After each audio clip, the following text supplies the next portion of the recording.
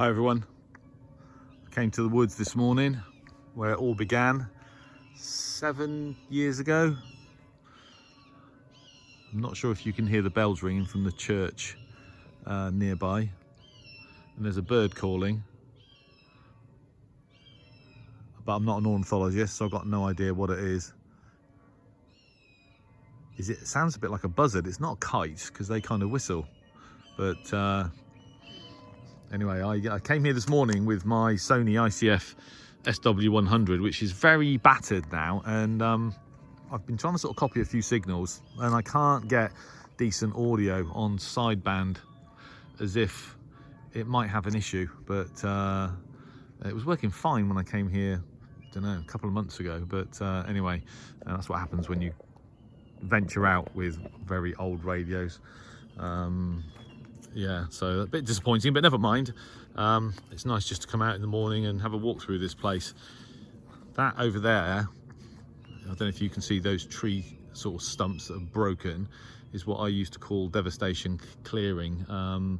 Storm Frank caused a huge number of trees here to fall over. And although some of it has been replanted, there's still a lot of evidence of the damage. There you go. So I started coming here in 2015. I even used to come here in the middle of the night, believe it or not, with the dog, and for a bit of moral support. I can remember being here and throwing up a 100-meter long piece of wire into several trees and sort of trying to remember where I put it, and then coming back at like midnight, 1 o'clock in the morning in the pitch black, wearing one of those sort of head torches with the dog. Managed to find it. I did that a few times actually, and copied a lot of stuff. Some new stations on shortwave, but basically a lot of stuff that was obviously very weak at home with such clarity. It was like an epiphany. And the reason I did that was because I used to have a follower on YouTube, a fellow chat radio channel. I think it was DX 1963, who I think Sendiega Mateus knew well, and I'd been posting videos at home with signals that were clearly, pretty poor in terms of signal to noise, and he said, you need to increase your signal strength or reduce your noise, or both. So I sort of started asking questions, and he said, well, get out of the electro smog. I'm going to say now that that bird call is a buzzard, but someone can put me right on that. It definitely sounds like a raptor, but as I said, I'm not an expert. So so he sort of basically said to me, you need to increase your signal to noise. If you can't increase your signal without increasing the noise, then you need to get out of the noise. And I thought, hang on a minute, I know where to come to do that. And I started coming here, and for a while actually, until I got my magnetic loop, my Welbrook loop, I used to come here all the time. I'm too busy now really to come here very often, but I always enjoy it when I do. And when I was here a couple of months ago, maybe, I can't remember, maybe a bit longer than that, and it's just so green and overgrown, apart from the grass of course, which is sort of dying. So yeah, so it's been a treat to come here and spend an hour and a half or however long it is I've been here, and tried to listen to the radio, but yeah, I'm not sure if my SW100 hasn't got a problem. Certainly got very poor audio on sideband. Works fine on AM, but I was thinking about buying a new one anyway, because I don't know if you guys, some of you guys would be familiar with it, but there's a weakness on the battery case lid. You can, there are repairs for it. One is to shorten the spring, but you can see that over the years the pressure of the spring pushing the battery against the lid has caused the plastic to fail.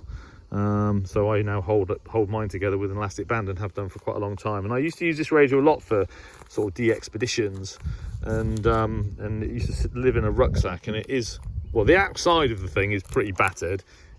Internally it's fine, but it is a bit battered now, and I'm sort of thinking, should I get another one? I'm sort of thinking now, I wish I hadn't sold my SW07, which I think overall is actually sort of slightly better performer than the SW100.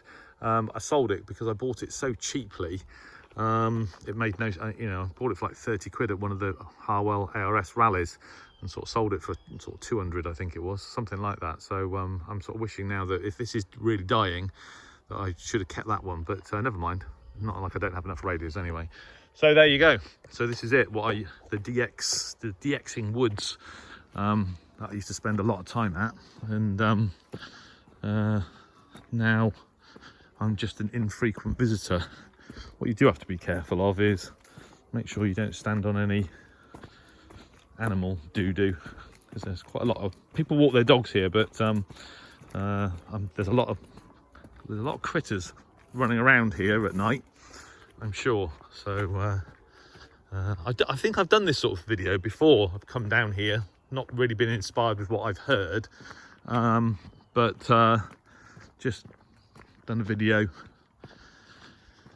taking in the ambience of the place, because I love this place and I will always come here, but as I said, not really very frequently. Maybe when I retire. Hi. So there you go. It's just such a beautiful place. Yeah, I just love this place. And what's interesting actually, and I should have recorded it, is that there's noise here now on the in certain places on the HF bands. Quite a lot of noise. And I don't know where that's coming from, but there is actually quite a lot of noise here, which is really annoying. I can't remember his call sign, but the guy, is it Jeff? Yeah, Jeff in Orkney. I didn't work him here, but I copied his signal here, recorded it, and he actually saw it.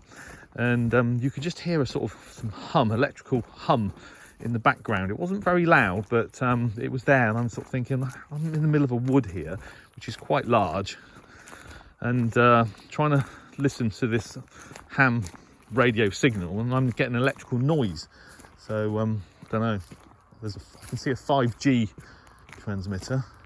They're not too well. It's not too distant, but I don't imagine it's that. But anyway, so there you go. Even the DXing woods are not what they used to be. If you want to come somewhere and get yourself out of the ubiquitous electro smog. So there you go. Anyway, I hope you heard more than I did today. And I keep telling myself, I do this with the Harwell nets. Before you get on the net, if you've done anything different to your station, test it works.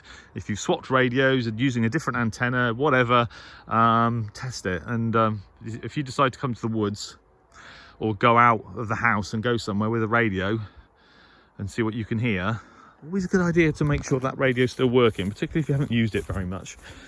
So there you go. Broken my own rule, and but nevertheless, an enjoyable morning out in the countryside.